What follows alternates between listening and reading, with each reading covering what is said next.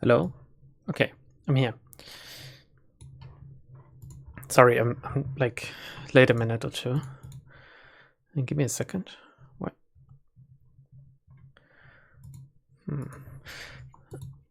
I had to play Ghostbusters basically.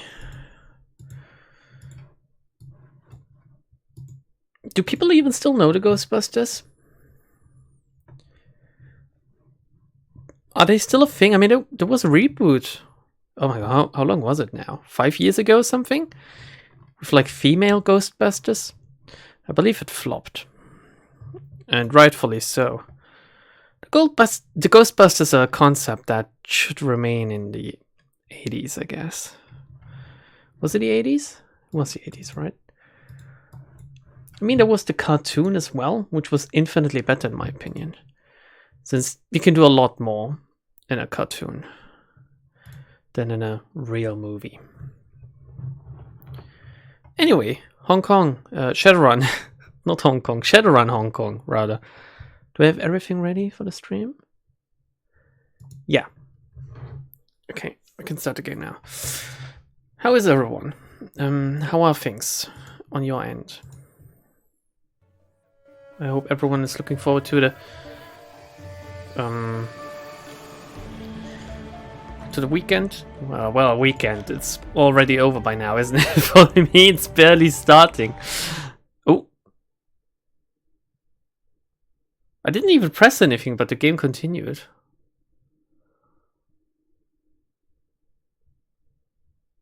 Well, okay, I'm okay with that. There were 2 cartoons, if I'm not mistaken. I think I only know one. I'd have to look this up. I mean, this was when I was young. It was like a Saturday morning cartoon on German television. So it's been a while. My memory is hazy. What did we do after the mission last time? We did the ship mission. And the ship mission led us to Tigov, the spy. Then we turned this in, but did we talk to anyone afterwards? Wait. Where the fuck is Ractor?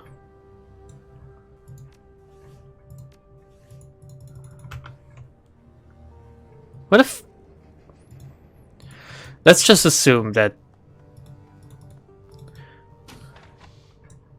Wait, are they all with Auntie? But she did say something along those lines, right? That we should come over. So I guess everyone is with Auntie right now. I can't even sleep. Yeah, okay, so we gotta visit Auntie Chang. Mrs. Kindly. Mrs., would you kindly leave the ship, Bong Bong?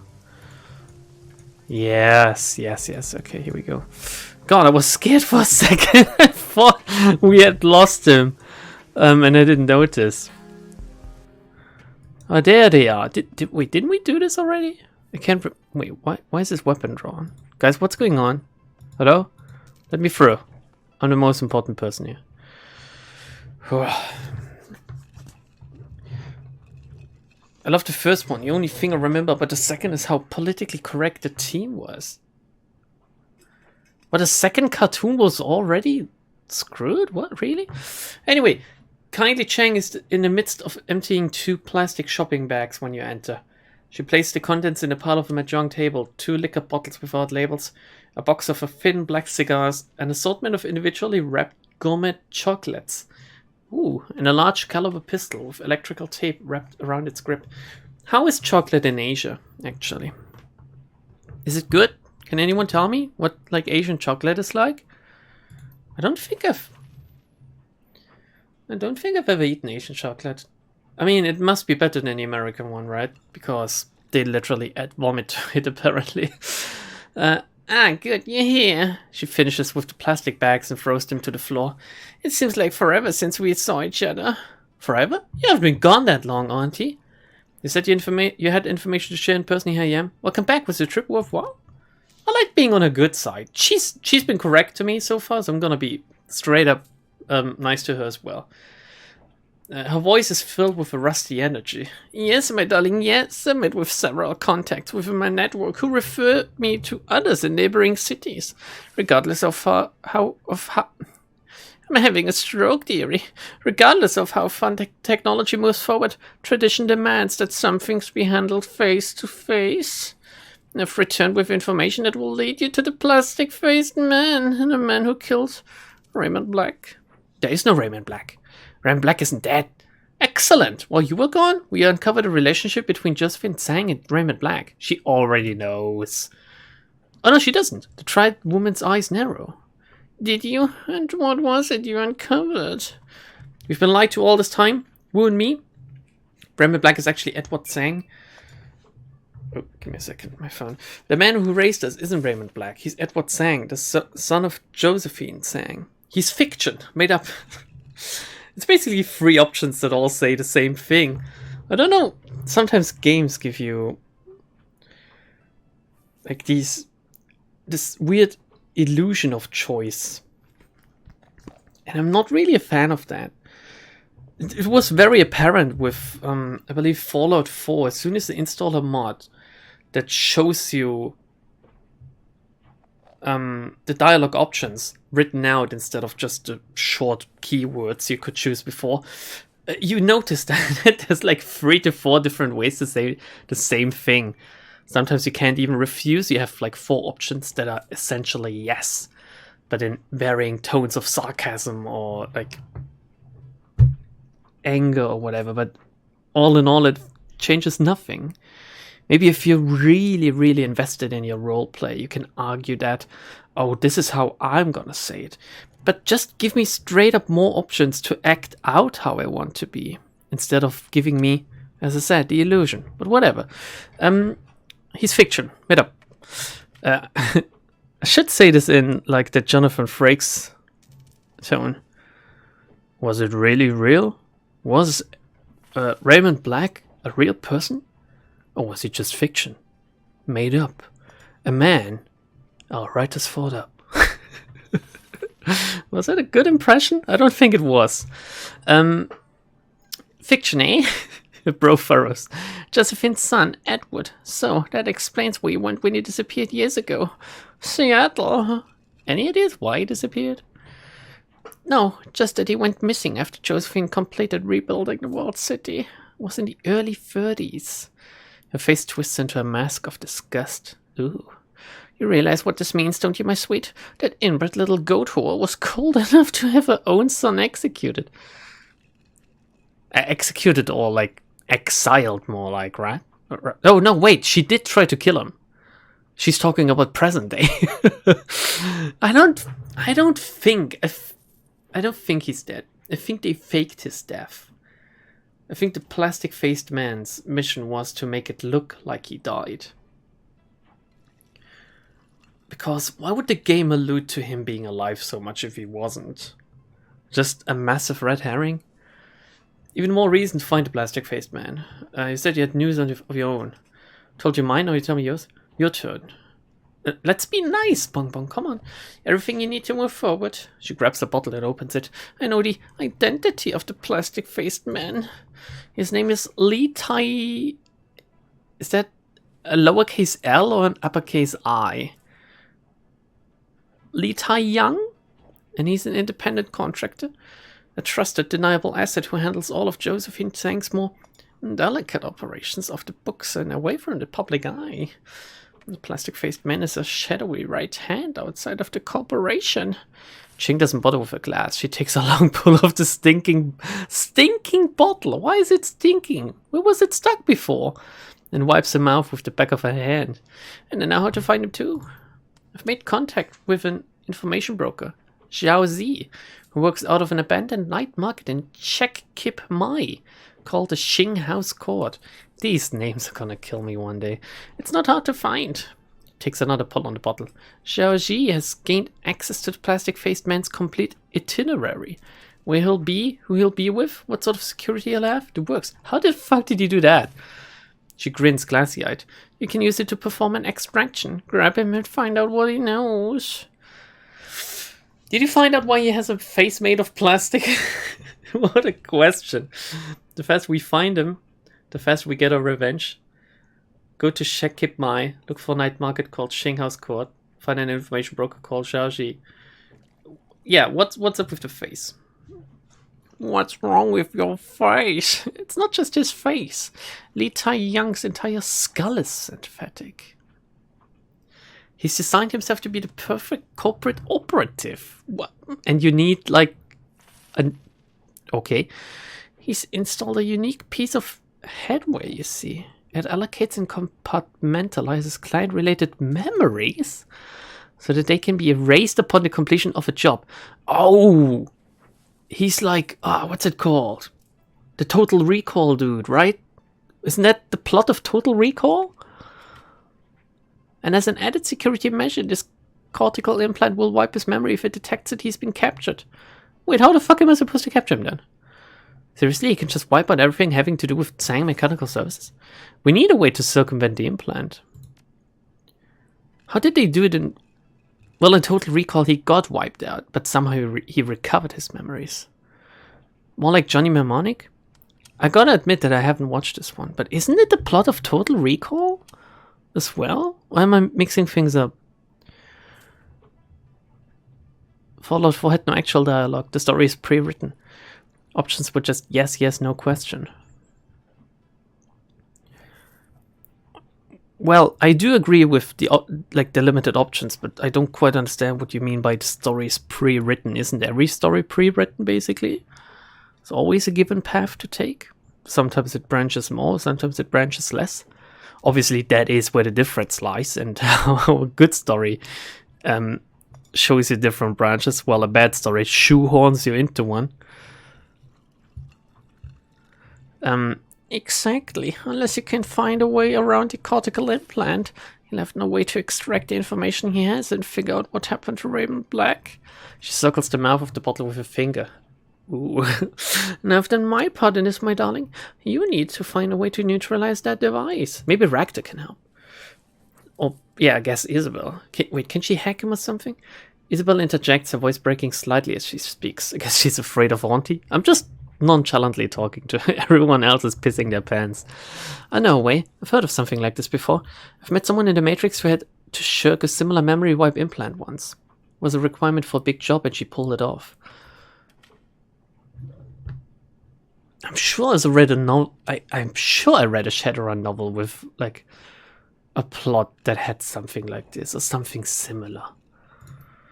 Keep talking. Oh yeah, Duncan, I forgot he existed. Her handle is Dreamland, and I know where to find her. All that we have to do is convince her to give up the secret of how she did it. Okay, Isabella and I will go see Dreamland before we hit the information broker, and we grab the plastic-faced man. No matter who you choose to help you snatch this guy, I'm gonna be there when you extract the information from him about Raymond. Oh, so I don't have to take you with me if I fight him. That's great, Duncan, thank you. Wu crosses his arms across his chest and tilts his head towards you. You got a bong? We should all be there. Gobbet eyebrows arch high. I know that I want to see this. Very good, my darlings. Now listen to me. After you get what you need from the plastic-faced man, I want you to end him, you understand? The tried boss taps the table with a finger. I need to send a very clear message that this is what happens when you mess with Kindly Cheng's operations, with Kindly Cheng's people. Josephine takes Nightjar.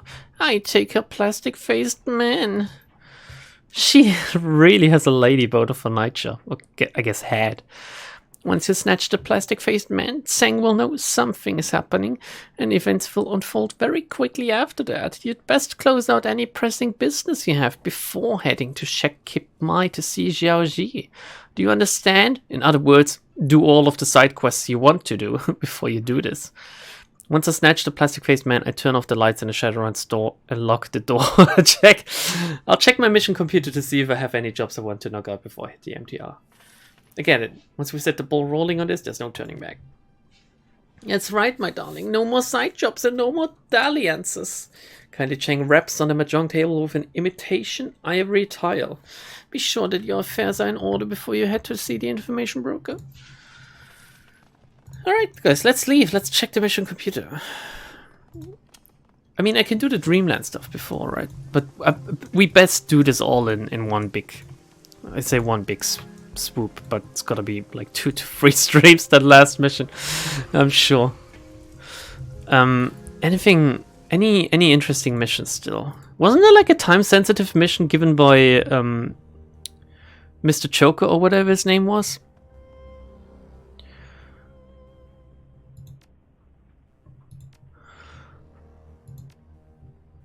Oh, active jobs. Here we go. We have the restaurant job and the geomantic sabotage. Now, obviously, I could say for completionist's sake, I'm gonna do these two. But at the same time,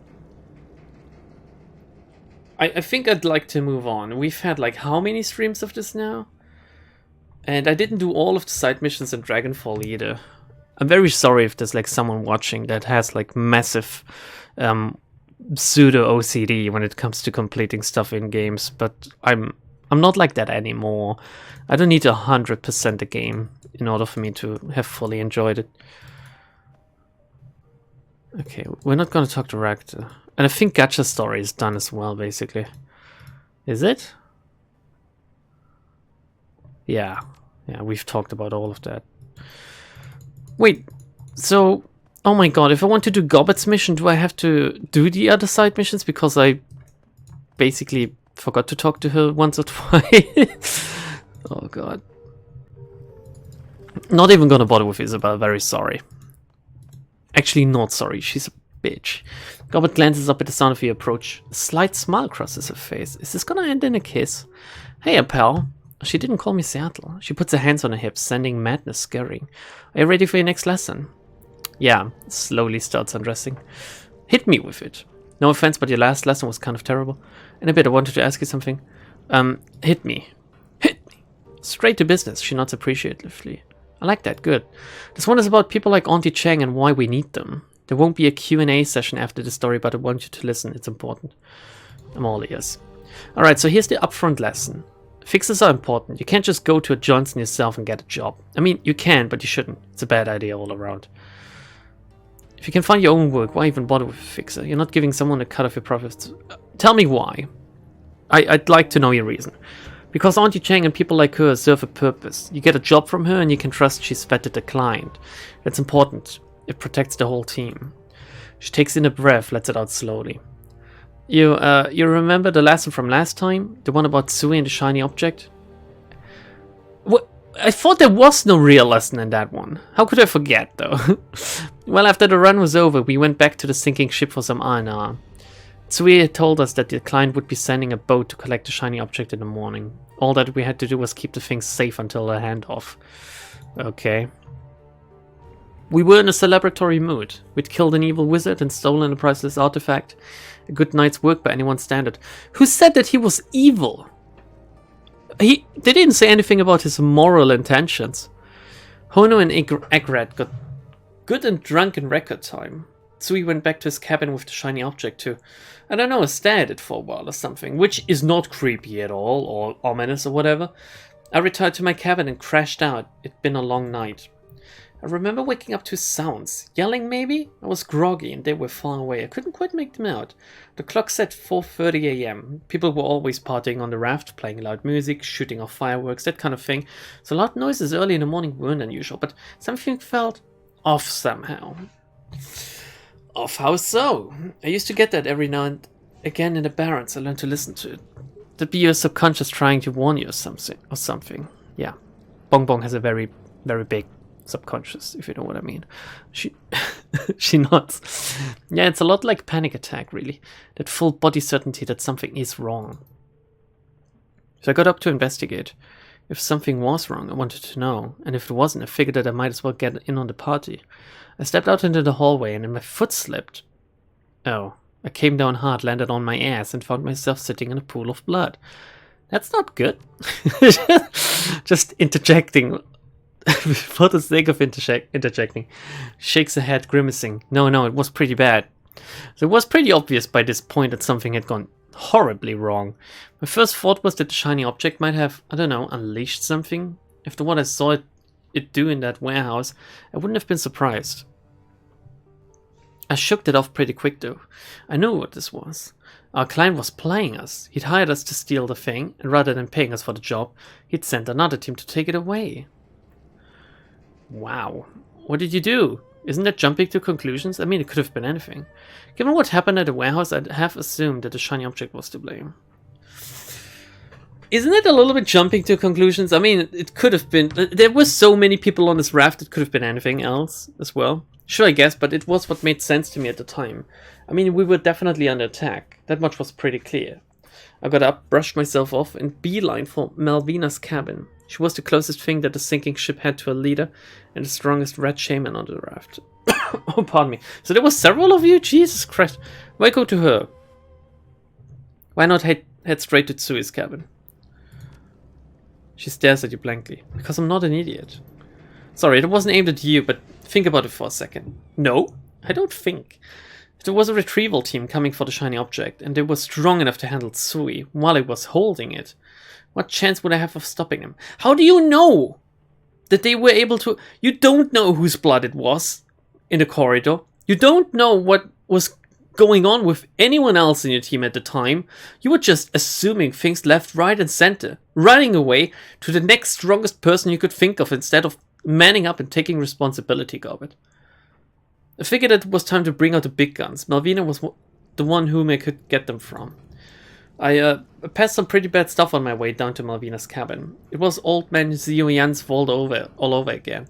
The torn up bodies, the blood-streaked floors. I saw people who'd been cut apart with machetes. Scorch marks on the container walls. She bites her lip, grimacing at the unpleasant memories stewing in her head. Deep down in the pit of my gut, I could feel the thrumming vibration of the shiny object. That heartbeat feeling that I had in the warehouse was back and stronger than ever. Whatever that rock was, it was awake. I thought it said it was a mistake, but it was awake. Alan, is that you? That'd be my cue to bail out. I wouldn't have wanted anything to do with that thing. I kind of figured that hanging onto that thing was a bad idea. Hey, I didn't like being close to the thing either. That's what she said. Whoa. But it was our payday for job and we didn't have a choice. We had to hold it. I sprinted down the last stretch of corridor to Malvina's cabin. I can't tell you what a relief it was to put my shoulder into the door, to feel it pop open and to go tumbling into that room. And then somebody smashed a gun into my face. Okay, before we continue, let me get this straight. They were supposed to be paid to retrieve the object. Instead of paying them, their client went through the trouble to look for a second team. And they wanted to pay the second team to kill the first team. So in order to not pay Team A, their client paid Team B, going through the hassle twice. What if Team A had failed? What if Team A had overwhelmed Team B? Why not pay Team B to get the object in the first place? Why go through two teams at the same time? Why do it this way? It makes almost no fucking sense except for if like Team B was his personal entourage or something and like incredibly cheap. But again, why not send them to do like... Okay, maybe like he wanted to make it like obscure his intentions, trying to get rid of anyone that had anything to do with the first run. Because he didn't want anyone to know what happened with the object, but they killed the wizard. Who was gonna come after the object? Who? Everyone that knew about it was basically already dead. It makes... To not be connected to stealing the object, they would still steal it just from a different team. I mean, also, the previous owner of the object is straight up dead. Maybe they didn't notice, admittedly, but it's just such a weird roundabout way to do things that most of the time it just seems like a plot device to introduce tension and conflict and stuff. It doesn't make a lot of sense when stuff like that, in my opinion, when stuff like this happens. Anyway, I sprinted down the last stretch of corridor to Malvina's cabin. I can't tell you what a relief it was to put my shoulder into the door, to feel it pop open like a big ass pimple, and to go tumbling into that room. Then somebody smashed a gun into my face. It was Cadmus, my friend. He jammed the muzzle of his super warhawk into my cheek so hard it hurt, then grabbed me by the belt with his other hand. I wasn't going anywhere. Just over his shoulder I saw Malvina. She didn't look amused. Some friends. Note to self, if Hayoi ever comes under attack, don't start knocking down my friends' doors. Did they think that you were in on the attack somehow? Yeah, only it wasn't an attack. Our client had nothing to do with it. Turns out there was no client. Okay. Alright. All of the logical fallacies we had before, they now seem to vanish. Tsui had lied to us. And by helping to steal the shiny object, I'd unwittingly giving him what he needed to foment a mutiny. Oh. All by himself? She pauses for a moment, gathers her rats in her hands and lifts them to her shoulders. They scurry over the ladder of her coat and disappear into her hair. Ugh. As it turns out, betrayal hurts Seattle. Malvina felt it and I felt it too. Tsui had been a friend. I just risked my life to save his, like 4 hours ago. And he tricked me into helping him do something unthinkable. Well, who do you like more? Do you like Malvina more or Tsui? You could have sided with him if you knew. Why do you think he did it? Why all of this over a heap of junk floating in a bay? Yeah, why exactly? Actually, what were his intentions? What was he thinking? What was gonna happen? I don't know. Maybe he'd gone toxic. What? Is that like crazy or something in shaman terms? Maybe he got ambitious and wanted to be the king of our little aquatic hill. He didn't discuss it with me first or anything. I'd be willing to bet that something had gone rotten in Tsui long before we ever met. He was pretty damn good at hiding it. He could have been mentally ill. Is mental illness still a thing in this universe, actually? When everyone is kind of crazy? Maybe it happened recently. It could have been possessed. Maybe there wasn't a good reason. People do terrible things every day. Yeah, they do. At the end of the day, it doesn't matter what Tsui did what he did. Why Tsui did what he did. All that matters is that he did it. So what did you do? What could I do? I didn't have a whole lot of options and Cadmus was kind of on edge, like red-faced and screaming. So I opened my mouth and fast-talked my way out of it. I started off by doubling down on my loyalty to Malvina, Cadmus and the status quo on the sinking ship. Swearing my undying friendship, you know the drill. I did a good job of it, but they still looked a little iffy. Iffy with a warhawk is bad, so I volunteered to prove myself by stealing the shiny object back from Tsui. Just toss it into the ocean at this point. That follows, I guess. I mean, he only had it because of you, right? It is brave of her. I mean, he is the one trying to kill everyone on the ship, or like, the leaders. I know, right? Not my style at all, but then I didn't really have a choice. I'd inadvertently helped to arm the bastard who was tearing our friends and neighbors apart. And I think I could have cleared my name without taking his weapon away again. It was a hell of a night. I don't want to get into too many of the gory details. Friends died. Hell, friends killed each other. It was brother against brother, all that jazz. And Tsui's indiscriminate use of the shiny object led a lot of things into this world that shouldn't have been. Did you get a good view of them this time? Bong bong, you insensitive bastard. Yeah, I wish I hadn't, but I did. I don't really know how to describe the things. They were like animals, but wrong. Too many tails, bones in the wrong places, huge open sores, that kind of thing. They were spirits manifested in physical form, I think. Most of them took the form of rats, swarms of insects, rotting things, all of the old pestilence tropes. Sometimes there were colonies of things, all tangled together and moving as one, like a rat king, I guess. Not the sort of thing that I want to see again, ever. Where's that shiny object right now? I'd like to have it. So anyway, long story short, I got the shiny object back from Tsui. Wasn't easy, but I got it.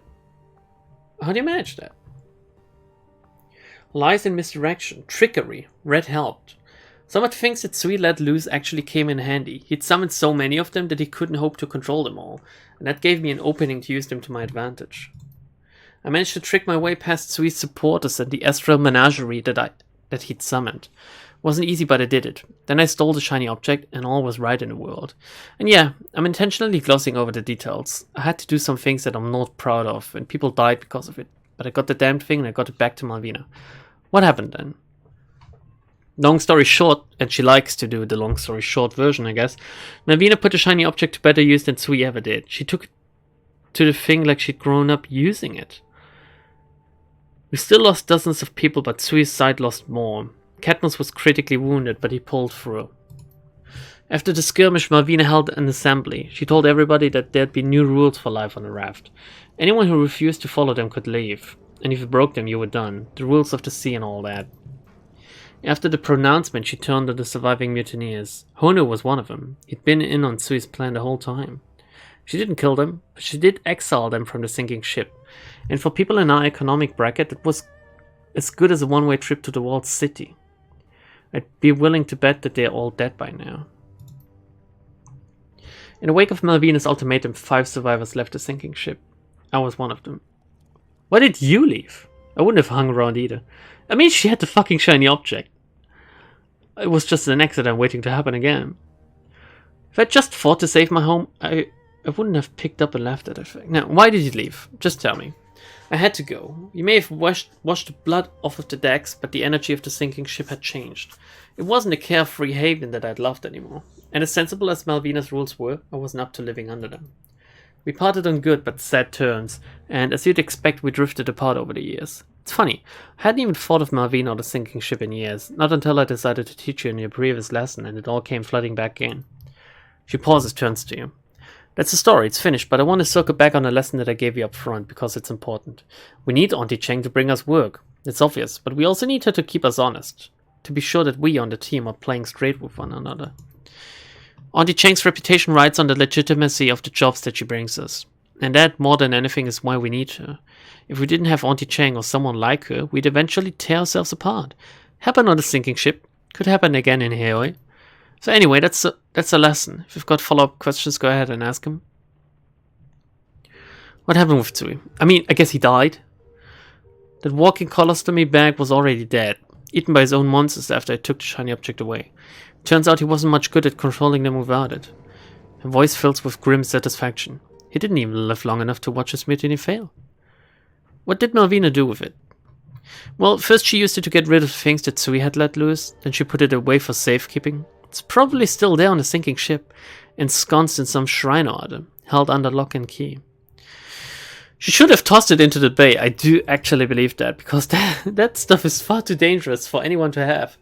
Yeah, agreed, I didn't like it either, but then she'd already proven that she could handle the thing, and it did help her put down Tsui's mutiny. Plus, she's a shaman. We deal with dangerous magic beyond mortal ken on a daily basis. It's not that weird for us. Tsui was a shaman too, wasn't he? If you say so. Like I said, I'd have preferred if you had ditched the thing, but in the end it wasn't my choice to make. From what little I've heard, she's still in power over there, so I guess it worked out okay. Of course she is! She has like an A-bomb under her belt! Any thoughts about the last run? Goblet's expression darkens and she flips some ropes of hair back over one shoulder. You know, everybody... Sorry, something just... Something just shifted on my chair, on my sofa. God, that scared me, that noise. You know, everybody says it's bad form to back out on a job. What about if the Johnson decides to lie and screw you over? Everybody seems to accept that as standard procedure. Drives me up the damn wall every time. Deciding to gun them both down wasn't the move I expected. Seems to have worked out though. We sent a message not to mess with us, and also we're not the kind of people to take kindly to threats. She flexes as if to show you how big her arms are. Don't mess with us or we'll put you down. Boom, I like it. What else do you want to chat about? Thanks, God. Sure, and Seattle, thanks for listening. These lessons are for your benefit, but I think that they help me too. It's nice to be taken seriously every now and again. Yeah, you're not like... You're not the most straight character, basically, but that was somewhat interesting, all of that lead up to this. No problem, Gobbert, I look forward to the next one. Who says that I take it seriously? Is there gonna be a next one? Her face lights up. Me too. Now get a move on, I've got Gobbert things to do. Does she have a side mission at all? If she does, seems like I'm out of time or something. Also, I need to mute myself for a quick second. Give me a minute.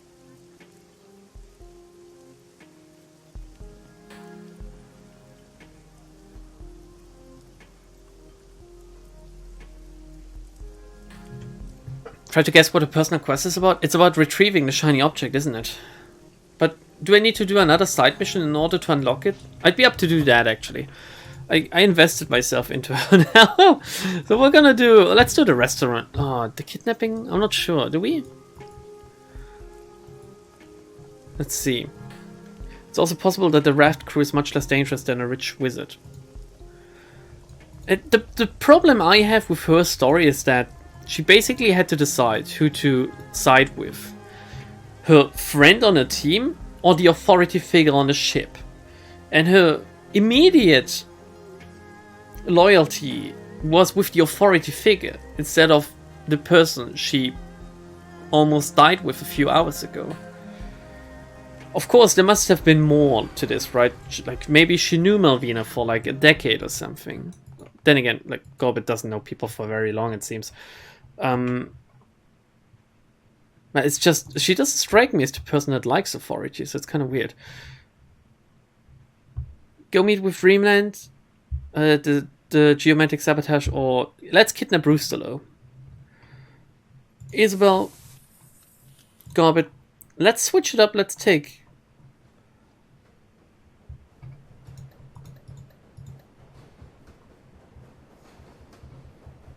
Let's take Gotcha with us.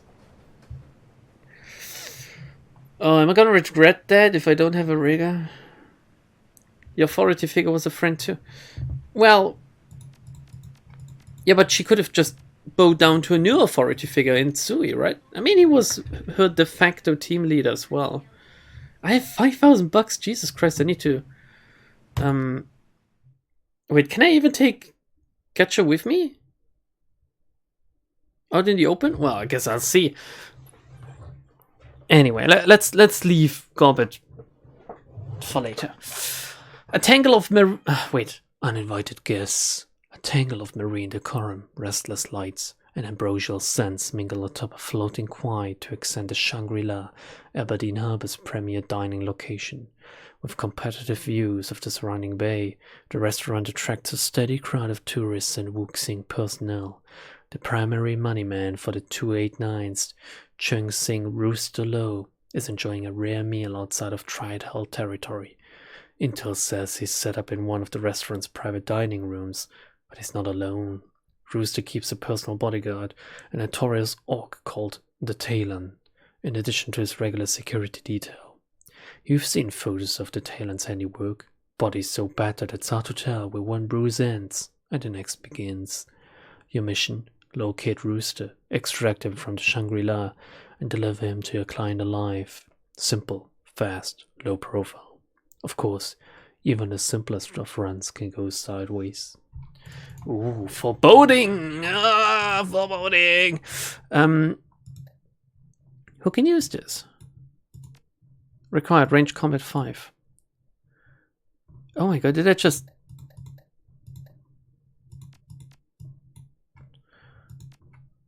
She has ranged combat 5? Damage 11. Damage 14! Wait, this is worse than what she has.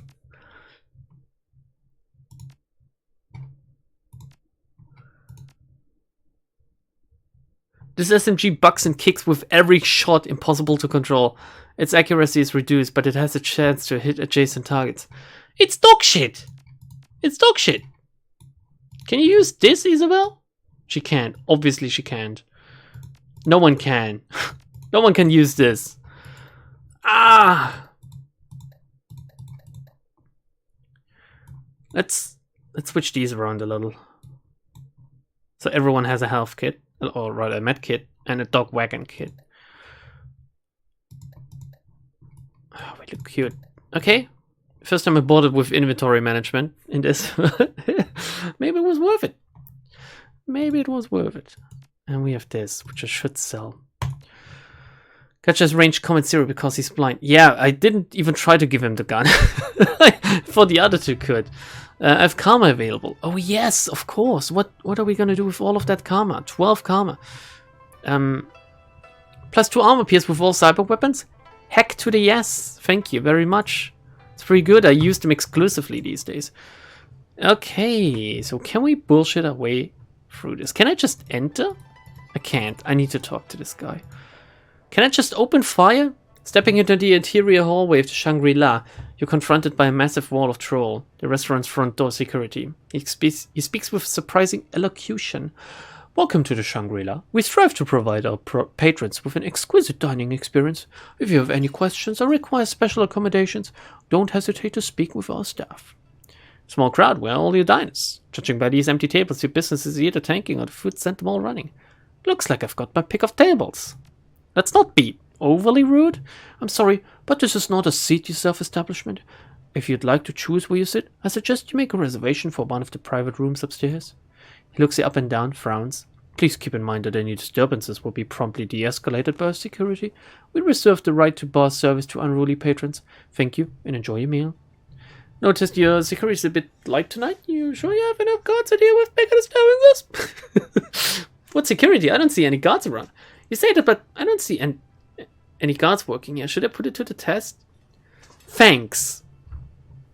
So we have 3 options where we can try to get more information about the guards, and one that just straight up goes, let's end this conversation. While the other 3 could be tipping them off to our intentions, this one is just, okay, I'm gonna eat. That little shuffle run to the side. The crab was truly amazing. I just wish I didn't have to wait an hour to get it. Block them, guys, block them. Oh, goddammit. Okay. There's a waitress. We can wait for our target over here. I can't believe they are late again. It seems like the service in this place is dog shit. Henry is here. I don't know who. And Chef Yan Lang. That's the order computer. I'm not sure I can just fiddle with that. Wait, this is not a seat yourself. Or maybe they expect me to talk to the waitress. This is security. Let's talk to the security guard first and foremost. Just looking for the toilet, by the way. Haha. The guard steps forward and raises his hand. Sorry, ma'am, this area is off limit. Where's that? This is the Wuxing employee patio? Or patio? Is it patio, right? Reserved for Wuxing customers and the guests. General public's not admitted. Why don't you head back to your table? There's ample seating in the main dining room. What if I ask nicely? Will you let me through then? I could always force my way past you, you know. Yeah, I can take it. What if I wink, ask nicely? Shakes booty a little. A corner of the guard's mouth cracks into a weak smile. Sorry, but not even the mighty please and thank you will help you here. Well, looks like he has some humor. I'm gonna regret killing him just like 10 seconds or something later. Who the fuck is Henry? A well-dressed man. Oh, that's who he is. Sits alone at the bar, elbows propped atop the counter. His face is hard, eyes blank. He swirls the contents of his half-empty glass as if in a stupor. Between the swollen eyes and whiskey double, oh, I could go for a whiskey double right now. It isn't hard to guess his mood. As you approach, he rubs his temples and graces you with a lazy sideways glance. He mumbles under his breath, not like I can dig myself any deeper. Excuse me, I didn't catch that. Rough day? I have a problem, because that attitude is the best way to find one. Let's be an asshole. He looks at you again through dull, bloodshot eyes, but his gaze drifts elsewhere before returning to his drink. Is he checking me out? Lost 2 contracts, missed a third, late for a meeting, and publicly shamed by my co-worker, all during the 9 to 5. New record as far as I can tell. Takes a long pull from his glass. Exhales. At least I got that going for me. How do you lose your contracts? Co-worker sounds like an asshole. How do you get shamed?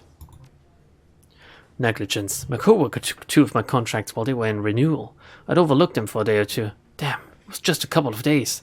He sighs and begins to sway. Whether it's involuntary or to calm himself is uncertain, but his chair creaks loudly in protest. Anyway, he took my clients and made a fool of me. Been rubbing it in ever since. How do you lose them? Well, you just said. Wish I knew. One of them was almost a done deal, but for some reason the client suddenly changed their tune and their contract slipped away before I could officially close it. The other 2 contracts were for ongoing clients, people I'd worked with for years, but I somehow forgot about the annual renewal date, and a more diligent co-worker picked them up. Got no credit for the long-term partnership with those clients. If anything, I now look worse for losing them, even though I brought them into Wuxing in the first place. Oh, look who he's working for. He leans back and lets out a weary groan. His breath reeks of alcohol. It's like too many coincidences to me. You think someone's working against you? Just who is this diligent co-worker of yours? It's got to be the rooster. This doesn't sit right. Ever forgotten something as big as a contract renewal before? It's too many coincidences. You kidding me? Everyone's at each other's throats in this business. He downs the rest of his drink, signals to the bartender in a single movement. Signals to the bartender. Dot. In a single movement, the bartender leans over and refills the glass. Fair, but is there someone who would have benefited most from what happened to you? I'm serious, Henry. You know what I think? I think you're scared of the truth. Who benefits from you not having these contracts? He considers this. The newcomer, David. Henry nods his head towards the group at the end of the bar and Alpha at its center. Him.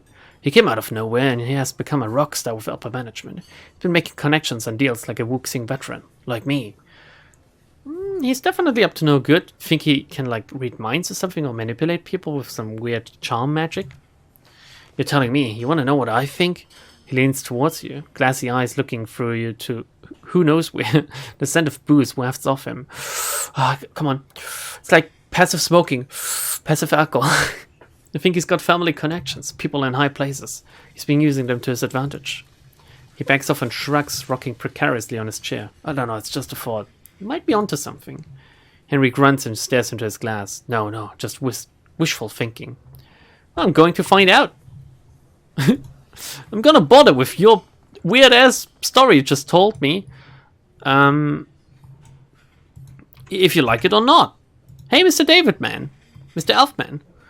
David is all smiles. He's just finished a joke to the uproarious laughter of his party. Hello, friend. Trying to get in on this joviality? You're welcome to join us for the next round. His words bleed into each other. This isn't his first drink. What are we celebrating? I actually just came over to ask you about that man drinking alone. Now, what are we celebrating? My recent successes. Through some hard work and a little businessly persuasion, he winks at you knowingly, I sealed 2 contracts and the third is on the way. 20 yen. Hey, congratulations, next round's on me. For 20 new yen I can throw around, really? Well, I'll be. That's the exact amount of contracts Henry lost today. Do you usually celebrate theft this openly? Let's make him a little bit more lubed up. That's convenient, especially considering what happened to Henry. Let's lube him up. David beams. He's a real friend. Here's a real friend. Come, let's drink. Slams back a shot and hoots with satisfaction. Woo! Much appreciated. Thank you, my good woman. From one friend to another, how did you bag all those contracts in one day? Tell me more about the recent success of yours. I wish my hard work paid off like yours. A fresh flush fills David's cheeks. He wobbles on the spot and grins at you. Wasn't too hard, truth be told. Someone did most of the work for me. You see that poor sod down there? He gestures to Henry. We just upgraded our security at work. A few nights ago, that fool left behind a note containing his new password. I wrote it down and had some fun. Sent nasty messages to his clients, removed a couple appointments from his schedule. David tosses his hands into the air, spilling his drink, and boom! I'm Employee of the Month. All I had to do was some damage control. But that man's clients, they're now mine. Wow, that's some twisted shit! You're a maniac. Henry's going to lose it when I tell him. Nicely done. Very clever, my friend. His cocky smile stretches across his all too proud face. I thought so too. Thanks again for the drink, friend. You have yourself a good night. Regardless of our stake in this, it would seem these two have a disagreement that must be settled. Rather. I believe we should lead them to that conclusion. You mean watch them fight? Physical confrontation can end most arguments of right and wrong. Thank you for your input, Mr. Ghoul. No one bothers with you, by the way. Like it seems like they missed a trick with this. Henry, I found out the problem. Henry gazes into the tall drink in front of him. You came back. Listen, that David prick you mentioned, turns out he broke into your work terminal and sent your clients some nasty messages in your name. Then he swooped in and stole them. A spark of sobriety washes over Henry. The dullness in his eyes drains away and he sits up alarmed. That explains why no one would return my messages. With a grunt, he smashes his fist onto the counter. He turns towards David and mutters through clenched teeth. He wants to play dirty? I can handle it. I can handle him. He jumps up and marches towards David. Yeah, come on, let's cheer him on. Oh, it's like being in a schoolyard. Fight. Henry and David stand inches from one another, both men wearing the fiercest expressions they can muster. The hatred is almost palpable. How the confrontation will play out is unclear, but one thing's certain, you have a great seat. Henry stabs a finger to David's chest and speaks in a low hiss. You stole my business and I know it. You might have picked this fight, but I'm going to win it. Fair and fucking square. Show you how those with integrity operate, you cheat. David's mouth eases into a contented smirk. You want to lose twice in one day? I'm happy to oblige, but not in here. I'll be damned if Shangri-La bans me for thrashing a worthless crab stain like you on their property. Let's finish this outside now. Fine, but don't think that this will give you any sort of advantage. It only means I won't have to hold back. Let's go! Yay! Yay! Come on, everyone! Yay! Woo! Oh, wait a second! Hey, take me with you! Take me with you! Oh, I created a diversion outside the restaurant. And what did this do, though? Guess I don't know at this point. I'm gonna save and see if we can. How can we fiddle with this? There's no one gonna tell me, hey, you're not supposed to be here. Alright, apparently not. Apparently I can just look at the order computer. It's not how it works, is it? An open program tracking food orders and their respective tables flickers steadily on the computer screen. AccuServe from Renraku, a Shangri-La restaurant. Manager's notice. Nothing but your typical wage-slave directives in here. There are a few mentions of curtailing recreational activities in storage rooms and on outer decks. One can only infer the meaning of said activities. Farther down, a note in red expressly warns that a special guest on floor 2 should be served by approved waitstaff only, and if the guest's orders are botched again, there will be significant and widespread consequences for all servers involved. Yeah, consequences will never be the same. Check the orders. A list containing dozens of orders pops up. Only a handful are for the upper floor's private dining rooms. One note on the second floor order stands out. VIP party of 5. Servant to have 1. No prawns. Avoid cross-contamination with shellfish. The diner is allergic. I want to kidnap him, right? I don't want to kill him. But it could be that this is his, whatchamacallit, his bodyguard. How do I know that it's Talon's energy? How do I know this? Service notes. Inside this file is a series of notes on guests and the restaurant's operations. It should only pop up once you get this info. Oh, whatever. You scroll through today's notes. Several servers have written about the concerns regarding tonight's lack of security, and a couple are frustrated with the curious guests wandering up to the second floor's private dining rooms. Rest is useless. Enter new order. A menu pops up with options to view or place orders. Following the menu is a dining room chart that's been broken down into service zones. A large comp button in the upper right hand corner has a lock icon over it. It seems people were being too liberal with the free drinks. Unfortunately, it looks like you need a server's code to place an order. Okay. So I'm gonna kill the Talon without a fight. Just gonna rub like my balls on his food. A heady aroma of spices and sweet bombards your senses. Sweat, rather. Sweet. Which is kind of similar, but still. As the cooks move through the kitchen, scents churn in their wake. Some sharp, some sweet, some altogether unfamiliar, but all delicious. The chef barks an order to his assistant searing fish, then whirls around, muttering fervently to himself. He stops short once he notices you standing in his kitchen. I told him I needed an extra server, not a hobo, shoo! He gestures towards the door and returns to tasting an array of sauces. Can I taste your sauce? Can I somehow steal like a uniform or something? Is that it? I save again because I feel like I made some progress and my itchy quick saving finger can't help it. We created a diversion outside the restaurant like I definitely intended to do. Exactly. It wasn't just for fun that I did it. A waitress swamped with orders is caught unaware by your approach. Oh, welcome to the Shangri-La, ma'am. A hostess will seat you as soon as she gets back. You're welcome to wait in the lounge. This will only take a second. What am I going to do to her? A loud exhalation escapes through her nose and her eyes dart towards the kitchen. She musters an empty smile and nods in false hospitality. Absolutely, ma'am. What is it you need? I'm looking for someone. A Mr. Lowe. He has a reservation here tonight. I know where he is. How's business? Let's do some small talk instead. She glanced around, impatiently searching for an excuse to enter conversation. Wow, rude. As always, very busy, but I see a couple parties preparing to leave, so you won't have to wait long for a table. If you decide to wait in a lounge, please be aware that a group of our preferred Wuxing diners are celebrating inside. We'd appreciate it if you respect the privacy.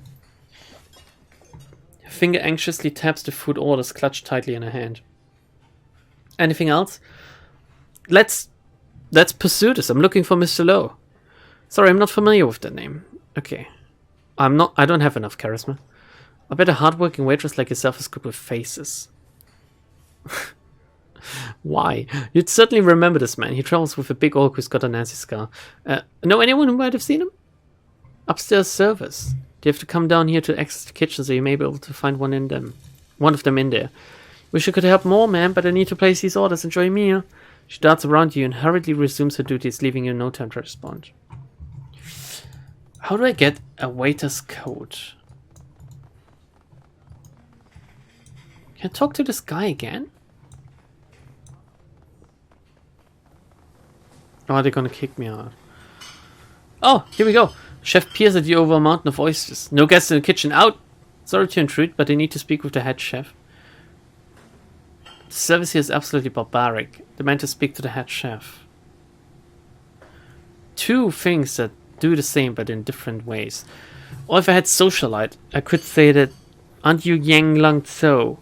Word of your magnificent cuisine has spread even as far as Seattle. It's an honor to meet you. I need to speak with the chef. Grabs a towel off a nearby rack and wipes his hands, grumbling to himself. I am head chef. I have little time to cook my food and even less for conversation. Don't give me that. I'm a guest here and I deserve answers to my questions. Lie. It would be in your best interest to answer my questions. How do I best put this? I'm a very influential person. I do look like one. This will only take a minute. Just make it quick. You've got 60 seconds before I have to pull these prawns out of the boiler. I'm looking for someone in the restaurant. Mr. Lowe is likely in one of the private dining rooms. I'm told one of tonight's guests has a shellfish allergy. A less than mild-mannered orc. Sound familiar? That's a polite way to put it. Gave two of my cooks broken ribs and a matching set of black eyes last time he stormed my kitchen. Waves his hand. Yes, I know that orc. Got a shellfish allergy he's overly keen on hounding us about. As though this wasn't the top seafood restaurant in the 6th world. Okay, at this point you should have found out that it is Talon that has the allergy. The game shouldn't have just outright told you. What would it take for him to wind up with a few shrimps in his meal tonight? I need that orc out of my way. With a couple shellfish, I think he can help me. Mistakes happen. Sometimes you reach for a mushroom and accidentally grab an oyster. Maybe such an accident happens to our orc friend. And what I'm saying? Oh, he's not gonna be... Oh! What? He barks at your suggestion. After a moment's recovery, he looks straight at you, nostrils flared. You can't possibly be saying what I think you are. You want me to poison a diner? You're deranged. Calling security. Etiquette corporate. Here we go. Haven't you noticed the lack of guards tonight? I've no doubt Wixing's aware I'm here. It's as if they want a certain someone out of the way. Are you going to disappoint them? I just need your hand to slip. Add an extra ingredient or two. I could biotech. That's a weird skill check. Listen, with your meager serving sizes, it is impossible for him to eat enough to become seriously ill. I'm not sure you could trick a cook with, like, food allergies. Let's be honest, everyone at the Shangri-La hates this guy. You make him sick, you make people happy, so cool. Let's try to go for a skill check. I'm not gonna pay $250 if I could easily kill him as well. The chef nervously wrings his towel between his hands, stares at his sumptuous plates of food waiting to be eaten. A glance over his shoulders, a shake of his head, and he smiles, a small wry thing. You know, he never appreciated our cuisine, our art. I think a special thanks is in order. See yourself out, won't you? He just agreed to murdering someone just like that? He didn't even ask me to do it so he would have a clear conscience? He just did it himself?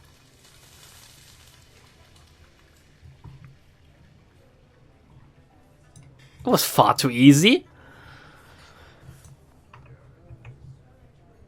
If you kill Talon, you get more karma. Kill him myself, you mean? Too late. I saved. Let's wait for a waiter.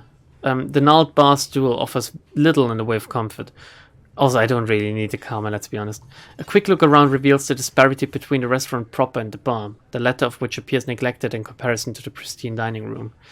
Oh shit, I, by the way, forgot to talk to Crafty when we were in town. Well,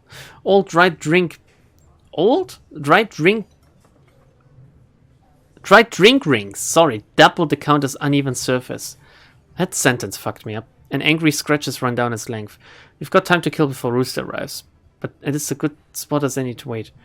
Grab a drink and wait. Have a seat and wait. Grab a drink. We might as well. The minutes tick away as you mull over a cold one. Rooster should be here any time now. Let's see this play out. What happened? An alarmed waiter in a tousled uniform stumbles into the kitchen. Chef, we have a big problem. A big problem! Cut the drama, Cork Mage. We're working here. We've got a fight out front and a sick diner, and you're still in here glazing dumplings? Our second floor guest is pissed. His head of security spewing up prawns and looking for someone to blame. Better brace yourself for a mouthful of fists. Shit, he's not dead yet? What? Oh shit, if they kill the cook. Oh my god. A howl and several thumps catch the cooking staff's attention. Apprehensive glances are tossed around the kitchen, their fear abruptly confirmed as a huge orc bursts into the room.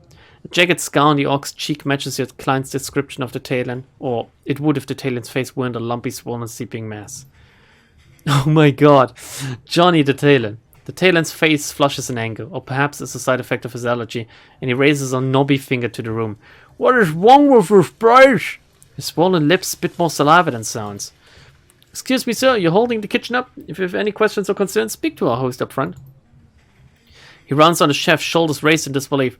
I'm gonna consider right, consider going shit how you call restaurant. His voice booms. It's the third time I've stopped us to fuck up my order. If I'm regular forced to choke down the I expect there is some substitution with first. No chef piss!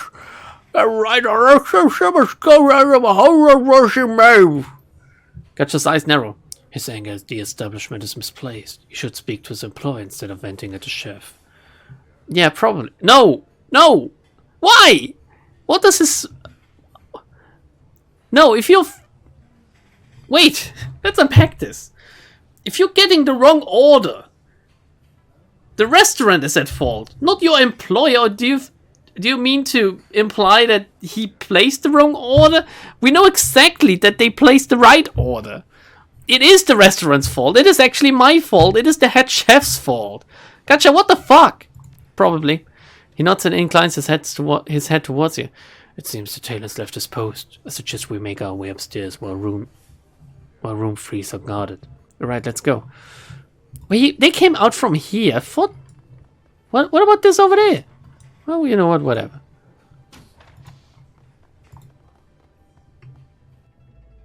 Maybe there's like several ways to get up there. I don't know. Are we XCOM soldiers again? we are something akin to soldiers, I guess. Wow, what is that armor? It looks like something out of Morrowind or something, like glass armor. Inside a private dining room, you're immediately greeted by the piercing stare of two massive dragon statues. The flickering lights are just bright enough to illuminate their bronze bodies, to effect an eerie illusion of slithering scales. Across the room stands your target, Chung Sing Rooster Low, hands trembling at his sides. A single anxious guard stands near the door. Something has him on edge. The Talon is missing. Oh, well, he looks somewhat impressive. Sweat drips down Rooster's gaunt face. His eyes dart back and forth across the room, trying to size you up, assess the situation. Without support, he appears nothing more than a trapped rooster who, without his talons, is defenseless. In an effort to invoke a sense of authority, he raises his voice. Who are you? What do you want? I've come to deliver you to my client, Mr. Lowe. Don't worry. They specify that you are not to be harmed. I'm kidnapping you, idiot. Let's go. If you'll please come with me, we can make this easy. And don't try to argue. You're in a poor position with the Talon missing. Let's make it clear. His anger flares. How dare you speak to me as if I were a child? Sue, where's the Talon? Where's the rest of my security? A second passes while his eyes scour the room, looking for someone, anyone to come to his aid. Never mind you, just get the street tramp out of here. Yes, sir. You don't want to do that. It's my job to scrag fucks like you. You really want to fight me? You seem eager for an ass kicking. No Talon, no backup, all alone. You must really like your boss. He glances at Rooster. Not exactly. No. He begins to slowly back towards the door. In fact, you can have him. Good boy. That was easy. I didn't even need any intimidation checks or something.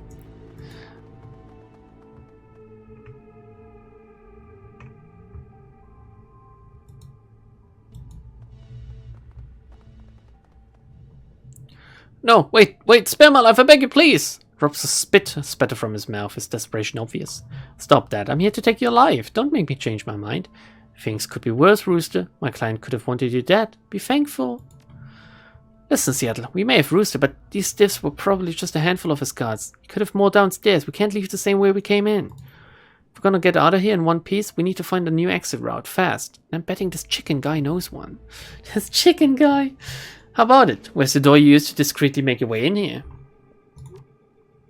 Rooster's teeth are clattering inside his head. His frame shakes uncontrollably. The realization that he's at your mercy, with no one left to defend him, is setting in.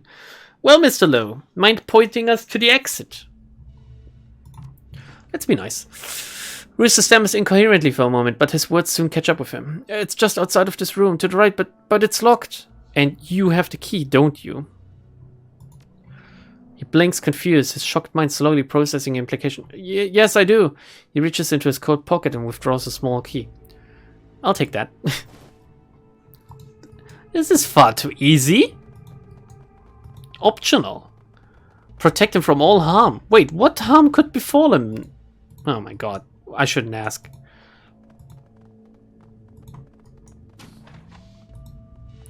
You use the Rooster service key to open the door. Very rarely does a message pop up down there. Alright. Unknown caller. Your comlink clicks, a burst of static, then the sound clears to reveal a soft voice. Bong Bong, is this your channel? Who's asking? Name's Paylon, I'm a getaway driver. We have details to discuss, but let's keep it brief. Time's ticking. Another burst of static, and Paylon continues.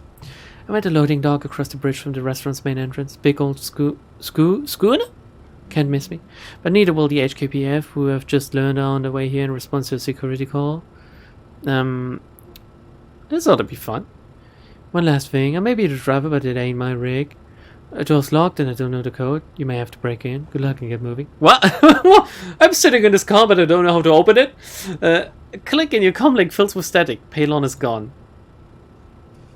Okay, so we're gonna have to fight a few police officers, I guess, while keeping him safe. Oh look, it's starting over here already. These are the guards that came with the orc. A pair of tried gangsters block your path. Man, help me! The words start pouring out of Rooster's mouth so quickly that they blur together. You free me, get me away from me, and I guarantee you'll be rewarded, do you, favors, power, whatever you want. The two guards exchange a look, then turn back to Rooster smiling. Actually, we're liking the position we're in now. You begging at our feet. The idea that maybe once you're gone we can move up the chain. You know, Rocco's here is plenty qualified to take your seat. In fact, we might as well make sure you don't make it out of here alive. Oh my god, just let me through! Rooster looks up at them, irate. His fury rather than his furry. His fury fizzles upon spotting the fuck's various ample cutlery. No, why? I can make a rich eye. Easy there. Let's not make this a scene. We go our way, you go yours. You two are looking to get hurt.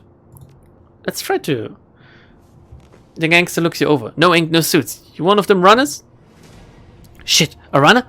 Don't let her take off with Rooster. He reaches for his weapon. Get him! Why? You would be okay with killing him, but you don't want him to be taken away by us? Oh my god, you guys. If only you knew. If only you knew what you did just now. Oh shit. Oh, thank god we can walk for one turn. And then we can buff up Bong Bong now, because we have more action points now. Bong Bong is gonna have 4, if you can believe it. 4 action points. Just kind of one-shot this enemy. Oh, not quite. But very closely. God, the additional action points just... For fuck's sake. Just godsend. What do we want to do here?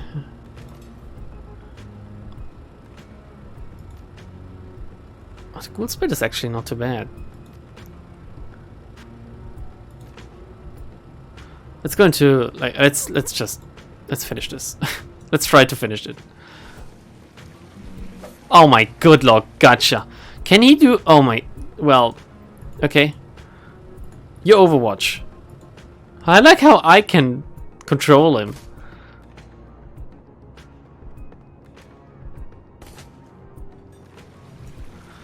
Gotcha. Can you try finishing it this time? Or at least hitting? Okay. If he gets it going, his combo, it's pretty good, but... Very well done, everyone. Except for Gotcha, I guess. Or Isabel missing. Is that it? Docking bay door. Is there loot to be had? There's a matrix junction here? Checkpoint over here. What? But what do we... check in then. I don't know. Matrix check in. Have Isabel check in. Sure, we... Hack open the docking door into the matrix. Oh. Oh look, he's coming out. Talon bursts out of Shangri-La, nearly tearing the doors from their hinges. Despite the fleshy lumps that have transformed his face into an unreadable swallow mass, his rage is clear. At the sight of the Talon, you see Rooster's body relax, his voice cracks. Talon, I'm over here. I've got weapons trained on me. I can't move. Save me and we'll get out of here. Take this incident straight to the top. Tell the Herald our survival reward us. Through leaking eyes, the Talon homes in on Rooster. Oh, shit, dragging me to this restaurant over and over, making me eat fur for what your stuff has got on face full of it. And now here you are, turned traitor and brink. Rooster's trembling in fear, or anger, or both. He raises a shaky finger and points it at the Talon. You can't speak to me that way. You'll believe me. I'm still a red pole, and when the tide comes for me, I'll see you flayed for those words. Huh. The laugh punches the air. Talon's lips curve into a clumsy smile, eyes gleaming. You won't get shit from me, 289. In fact, if your new eyes don't got you, then try where. Make sure you don't go squawking to anybody about how to prank your secrets or whatever. Feel like you won last night. Rooster's fake bravado melts away. Eyes wide, he looks desperately around him, trapped like a mouse in a snake's coil. Enemies on each side, his voice is small, pleading. Taylor, Johnny, please help me. Wasn't all bad, right? Made some good runs, you remember. Panic shakes him. I had no choice, Johnny. I was forced to surrender. But if you help me, get me out of here, I can see to it that you're rewarded, even promoted. How would you like that? Without hesitation, the Talon takes a step forward and spits on the ground. Too horrible of you, spineless bit pusher. I bet you didn't put up a fight, just roll over and play the captive coward. Going to enjoy playing a bullet and suffer for a scar. Readies his weapon. So does he have debuff now? And... oh, okay. What's... the weirdest thing about his mission is that, like, suddenly, his team tries to kill him. Oh. Let's quick save here, because, oh my god, I hate these segments so much.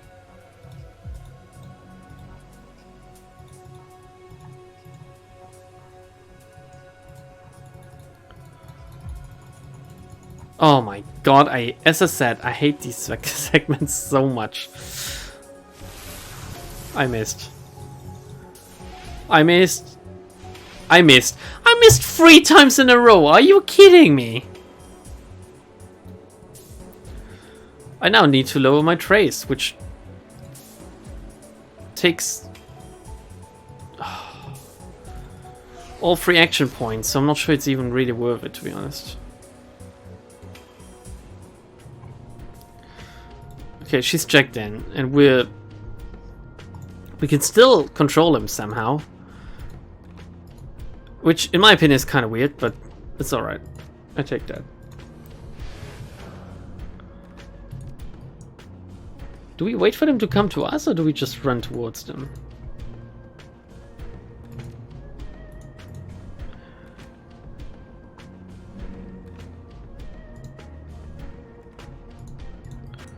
I can somewhat overwatch, I guess.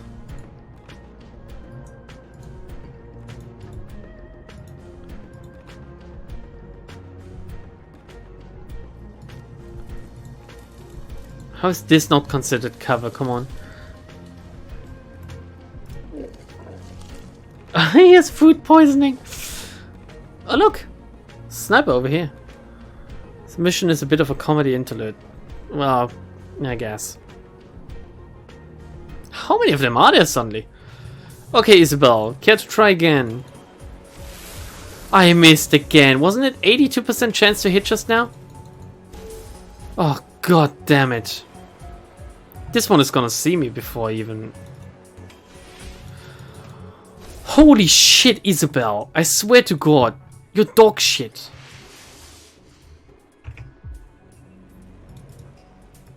2 ways to go.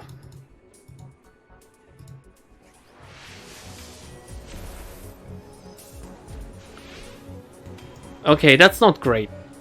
That's not great at all. Can I just leave again? I can't just leave again. If they give me 5 trays every time they hit me, they have 200 IP as well. Oh, Isabel, please. Oh, Isabel. Oh, for fuck's sake. Oh, God damn it, thank you. Oh, they give me the 5 trays anyway. Oh, great, great, great. Bong Bong, how do we do it with you? Like, what do you want? Let's focus on him, because that takes 1 turn to reach him. Let's give him a little bit of a hemorrhage, and then just work on this guy.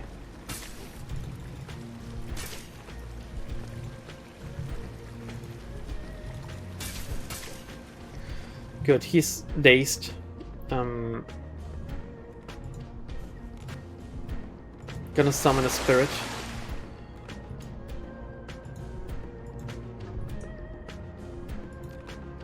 Strip armor. Water bolt.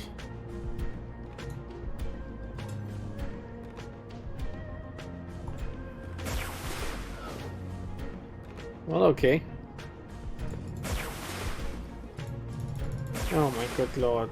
Oh, I hate the water elemental so much. It's so bad.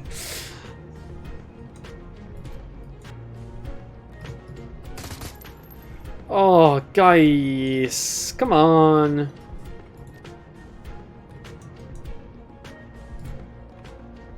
Yeah, Gotcha's just gonna go out there, I guess. And hope for the best. You goddamn shitty fucker, Gotcha. I need to drink something as well.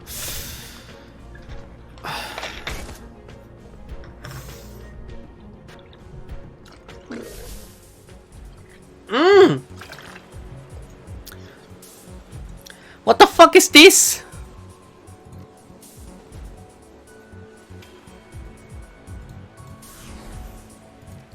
What's going on here?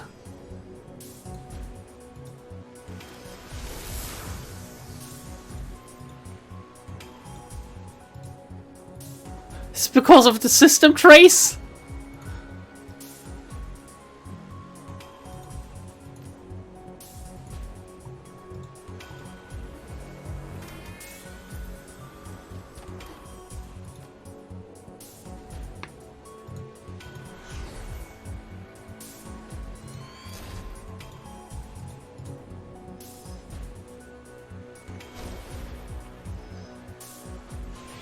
Attack the thing instead of me, please! Oh my god.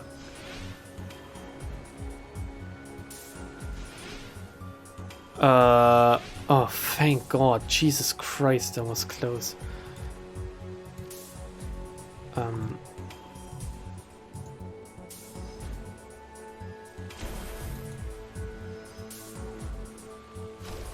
I have 2 programs out at once? Or is it gonna cancel? Okay, I can have 2 programs. I need both of them right now. Jesus Christ.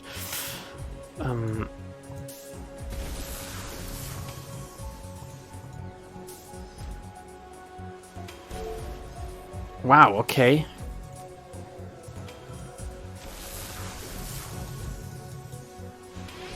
Oh god, Isabel. Don't attack me! Oh, I'm so close to dying.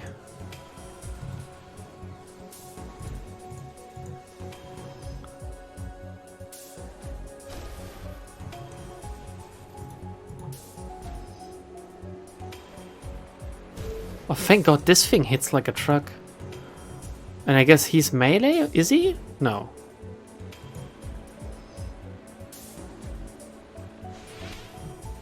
I should have focused on this guy then.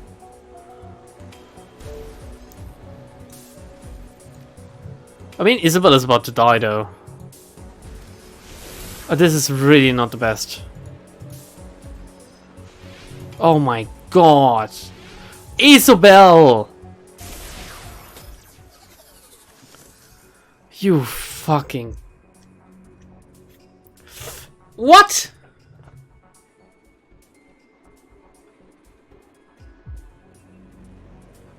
You die in the Matrix, you die in real life, I guess. No, eject or something.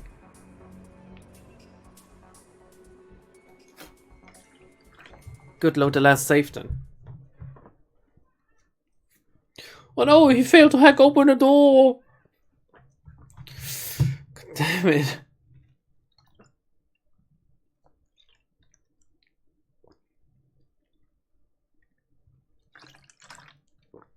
God fucking damn it.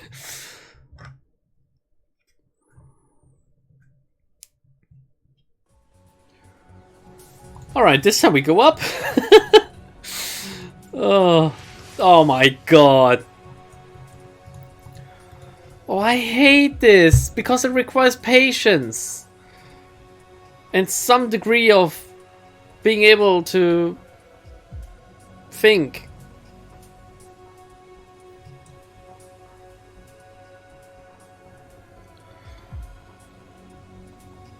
When should I move?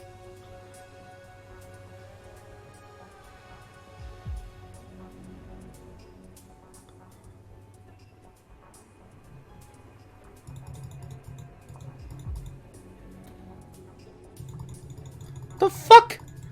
Where am I going with this? Oh my... Oh, okay, they saw me. Okay, I guess.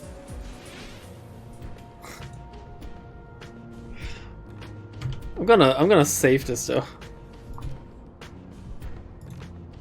Wait a second.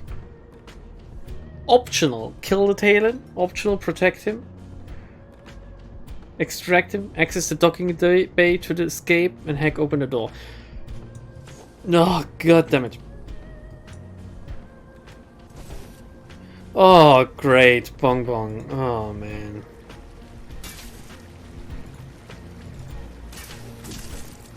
Okay, this time I straight up killed this dude, though.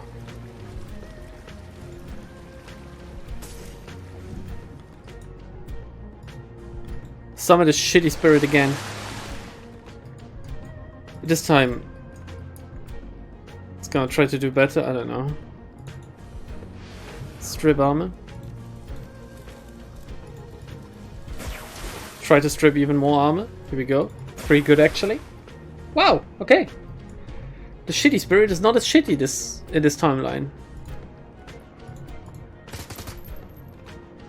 Gobbet, though, still very shitty. Shitty Gobbet.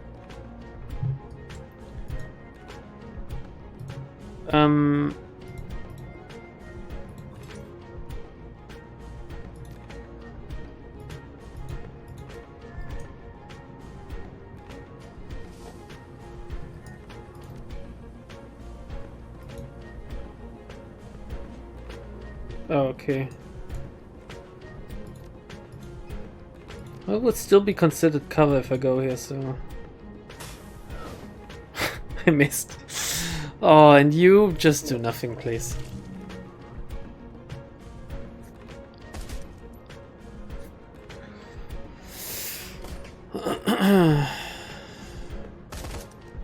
One damage. Bong Bong is really fucking tanky. Okay, we need to move up. Otherwise we're gonna get seen in a second.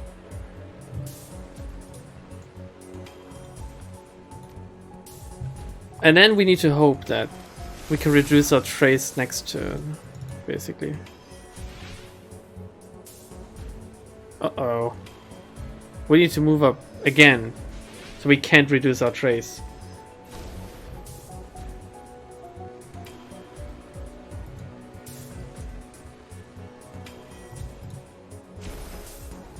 Okay. Okay, that's pretty good.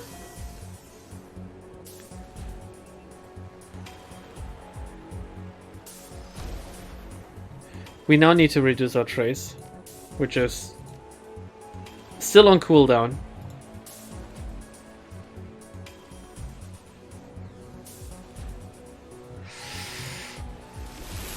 Oh. Oh, Isabel! Oh my god.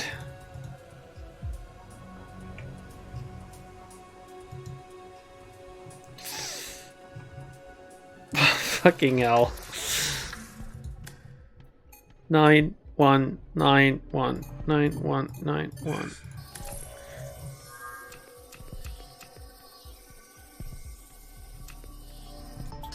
Good. I'm not gonna bother with anything else in this area. You're gonna check out Isabel, that's it. But we're gonna kill these people.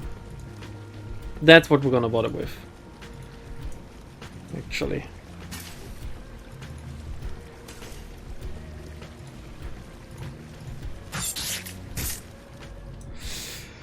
Okay, Isabel. How far is the range of your grenade launcher, actually? Oh, it's somewhat alright.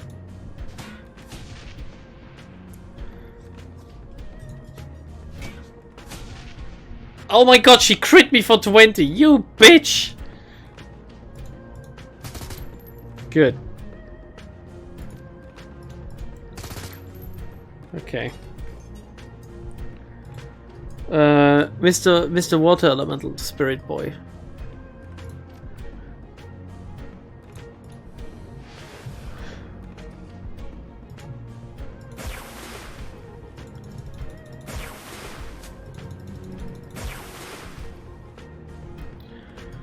Gotcha.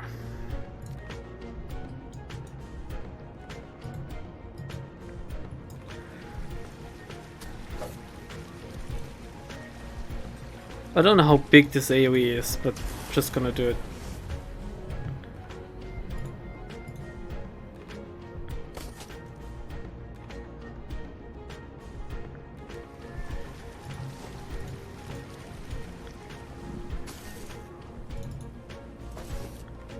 God damn it.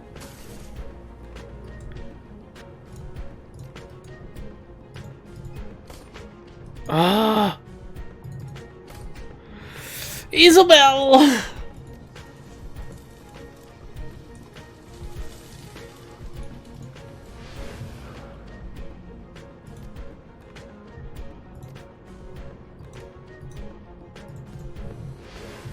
Let's increase Gotcha's aim and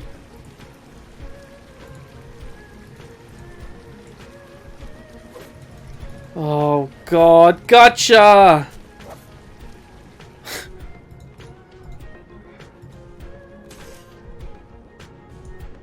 Okay,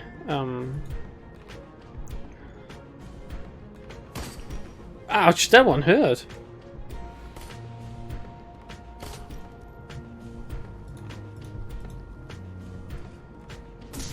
Finally!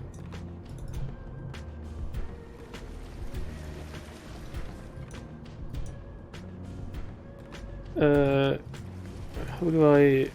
yeah. Oh, he's so... I know he's blind, but still, this is so aggravating. So aggravating. We even needed to move in order to hit this.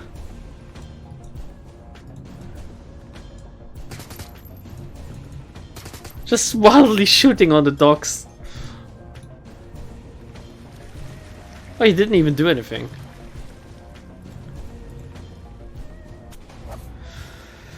Great, great, great, guys. Let's leave. Jesus Christ. Wait, is there anything over here? I do wonder how the fight went between, like, the dudes we sent outside. Is there any hint? No? I guess not. Sad. Sad. Let's escape. Limbus moment. The boat sways languidly atop the water. Insulated walls stifle outside noises, as if the chaos just beyond the door belonged to another world. Its interior is cramped, made smaller by maritime equipment protruding from the walls. The scent of sea and mouldering wood dominates his senses, ripened from years of perfunctory cleaning. Finally, a safe place to rest. Rooster flinches at your approach. When he speaks, he tries to sound confident, but his voice cracks. Ugh, the Tweed Knights are gonna jam me up for this. No one's going to cry over you. Doubt it. With you out of the way, someone's probably nabbed your job by now. If you don't can it, I'm going to jam up your face. You heard a woman. If you know what's good for you, you'll clap your trap, chicken man. She grunts in frustration. Can this schooner go any slower? I want to get paid already. It's a cinnamon bun stall in Kai Tak with my name on it. Oh my god, I'd love to go for a cinnamon bun right now. Hang in there. Are we really gonna deliver him? Is this mission not over yet? He's just like me. Is he? Hey, oi. The boat heaves and pitches over the bay as your driver plows through the choppy waves to the drop-off point, leaving the Shangri-La restaurant far behind. Inside, restlessness fills the cabin. You finish the job. The extraction was a success, and now your client awaits his prize, the tried red pole rooster. It wasn't easy. It should have been. It would have been, if that damned Talon hadn't mangled your plans with his visceral determination. But even a streets-forged orc like the Talon could be stricken down. With the Talon dead, your escape from the restaurant to the getaway boat was made smoother. Well, as smooth as wading through a small army of triads and skirting the HKPF dragnet could be. Luckily, Rooster got through the pursuit unharmed, and with the Talon now permanently out of commission, you might earn a few extra nuyen from your client. All in all, a good run. Let's see about that. 6 comma. Before we do anything,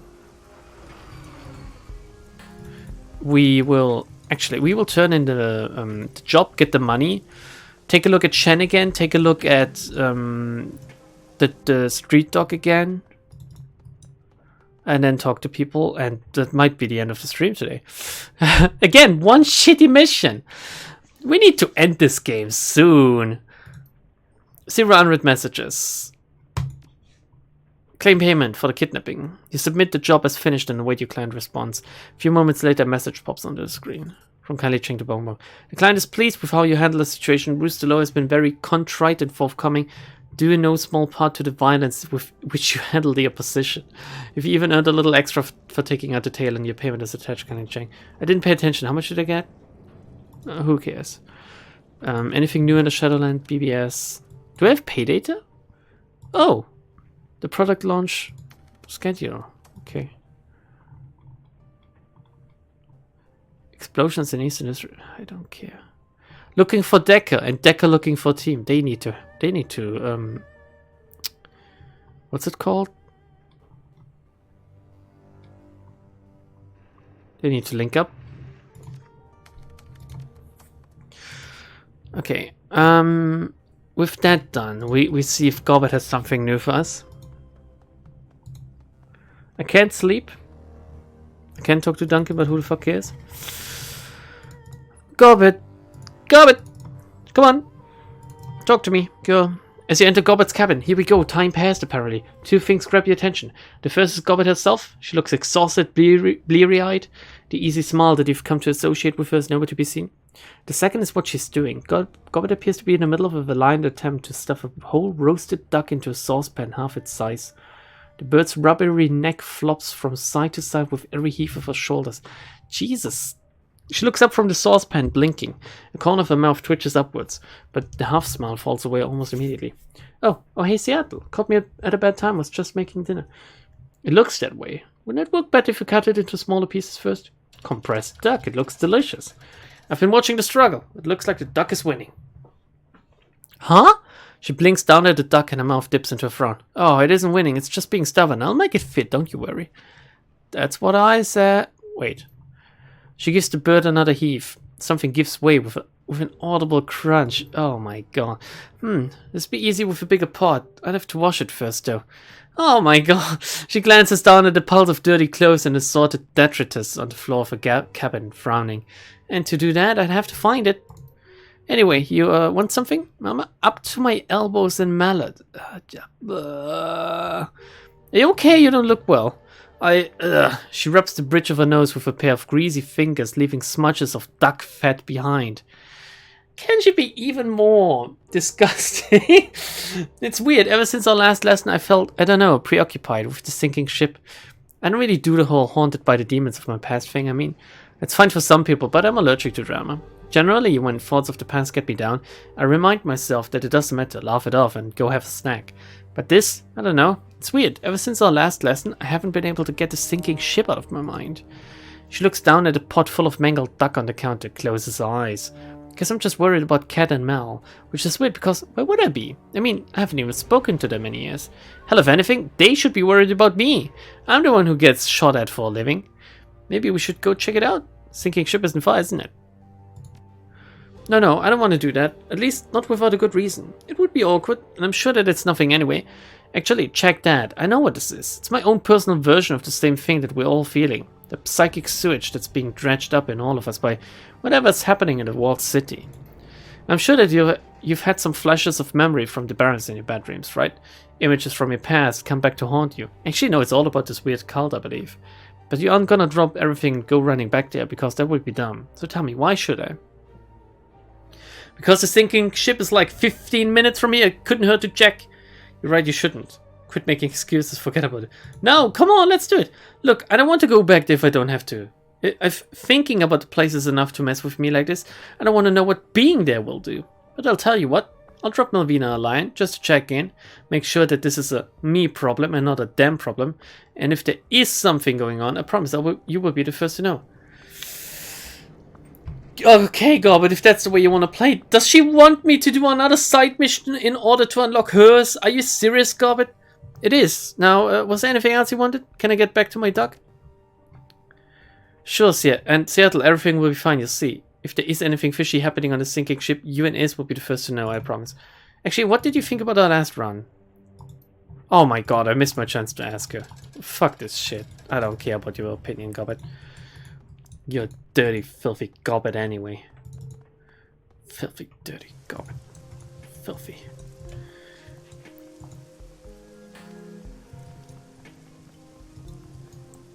It's the same team? What is the same team? Emil.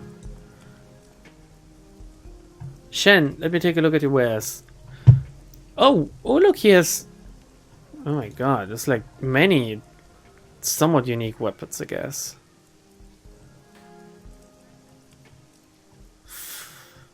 Blood calls to blood. An unarmed weapon. I don't need to read this. I need to read the Racing Fulmination, which is a Chinese sword imbued with shamanic magic. When an enemy is killed with this sword, the wielder gains +1 AP on the next turn.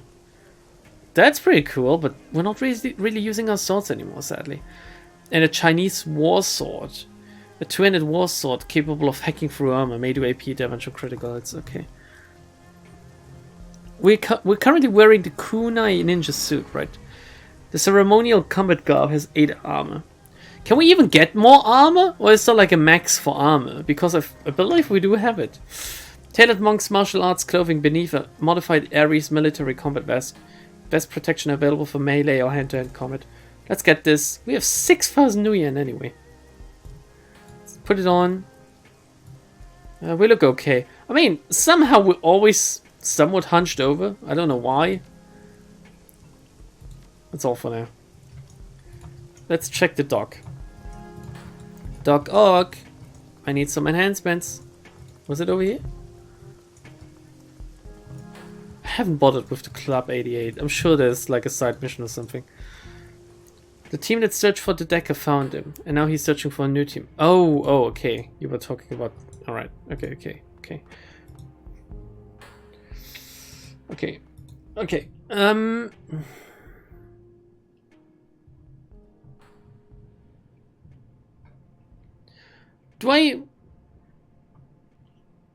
Ambrose, do we need to talk?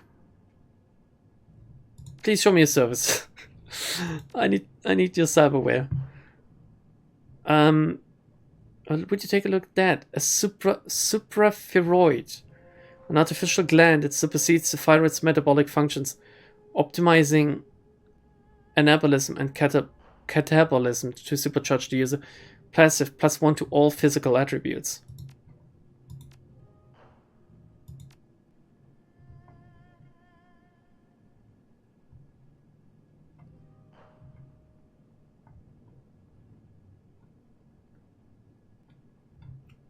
Yeah, I guess this is like the best thing you can install here.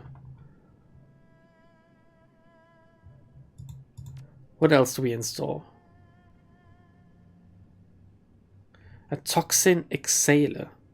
A close range poison attack. We don't need this. Something for my brain, maybe? +1 willpower, -1 intelligence. A pain editor. I can't afford these.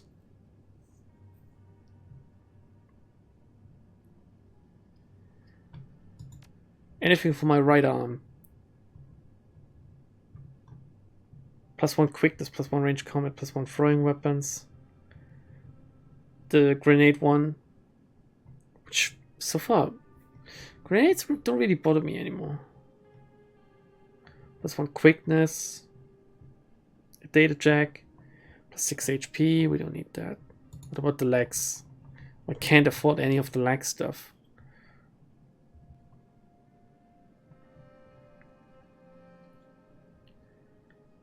+1 dodge, +1 quickness. That's pretty good. +8 HP, +1 quickness, +1 dodge. I need these. But for now, I'm gonna install, like, what was this again? The Supraferoid. Which I don't even know what the fuck this is. Goodbye, Ambro. It's time for me to go. Let's take a look at our character sheet. Oh my god, 13. Come again! I now have 8 body due to this, and 2 quickness, and 8 strength.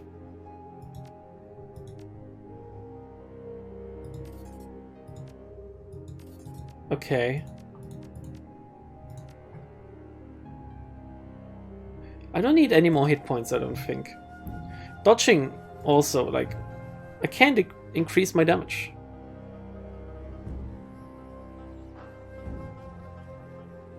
We're doing this.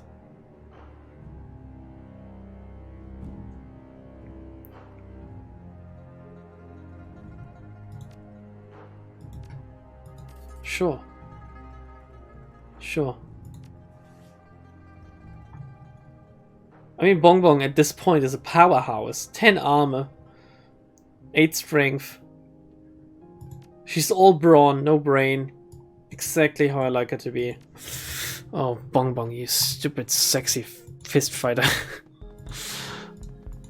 Okay. I guess now we can talk to the Go guys and Crafty. And then we'll wrap it up for today. Should have sold the old armor. Oh my god, you're right. We can sell it to Crafty. Let's talk to her first. I forgot about that. I forgot that I have an inventory in this game.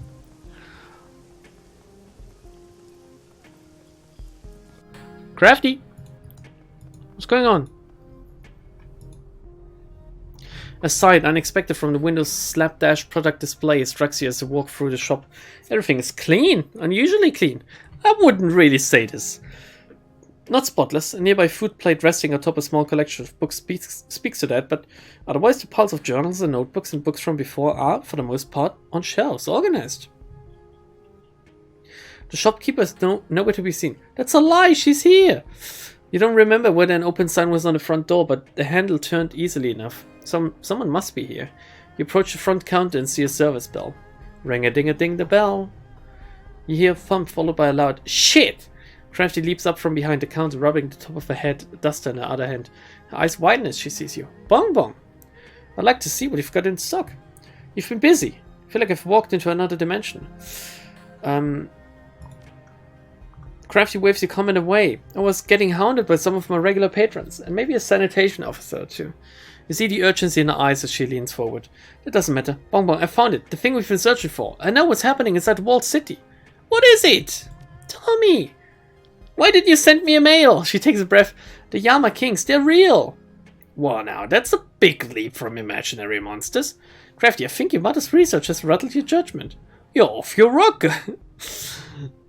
Crafty's eyes hold a gaze with an unshakable intensity. I'm serious.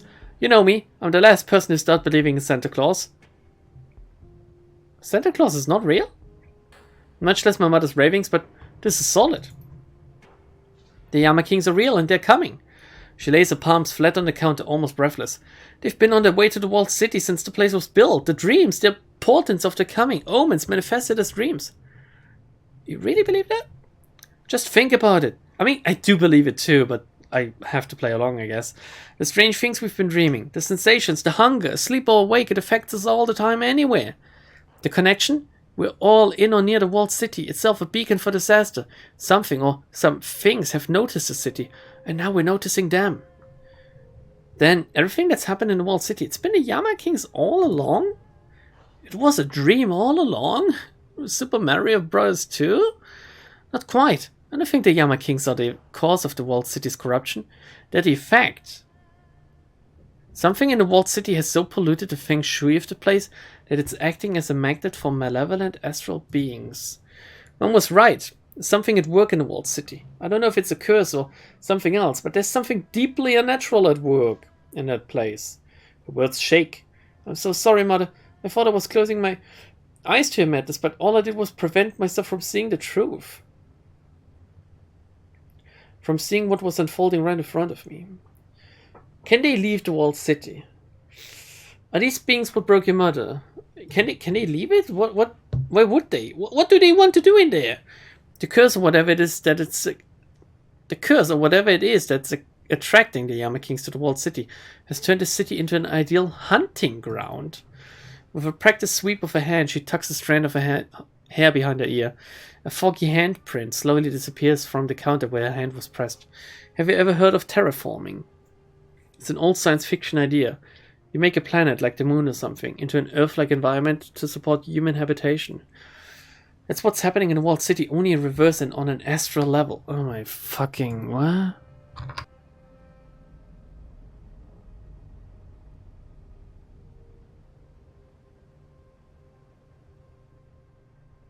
I think that pent-up toxic...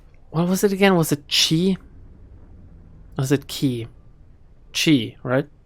Chi? I have no fucking idea anymore. And the walled city is turning the place into an extension of the Yama King's home plane, making the environment their hospital for them. They won't range beyond it for the same reason why you wouldn't leave a bathysphere in the deep ocean. But as we've seen, the corruption is spreading. It's already starting to seep into Heioi.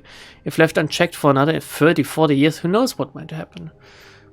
Are these the things that broke your mother?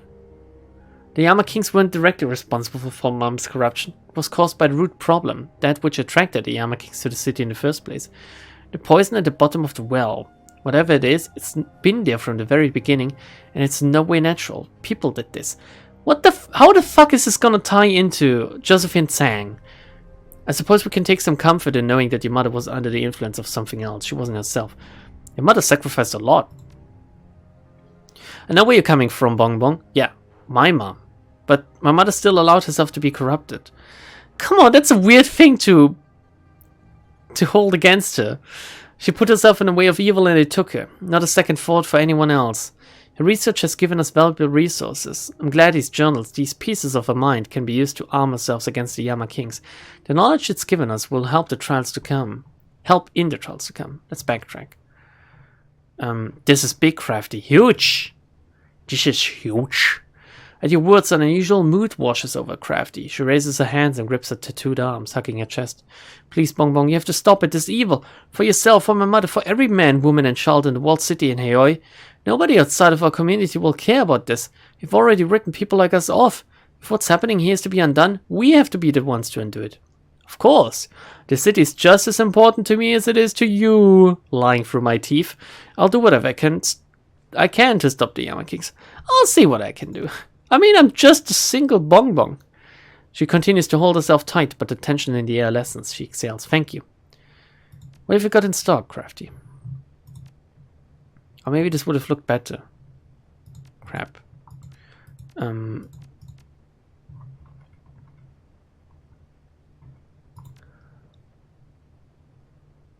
Let's sell the shamanic ritual garb, the kunai suit. The grenade I'm not using. The fire elemental fetish. And let's sell the bliss I'm never gonna use as well. Okay. Good luck, Bong. Alright, let's talk to the go guys. Maybe one of them is dead by now. We can only hope. Nope, they're still there, still playing in the rain. Not having a single care in the world. Hello? Jin frowns. Look who's back. Why don't you go egg a car or something and leave us alone?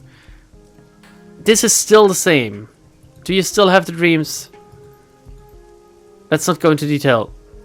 I skipped over this, but they don't want to talk. Well, whatever. Okay, be my guest. Or not, I guess.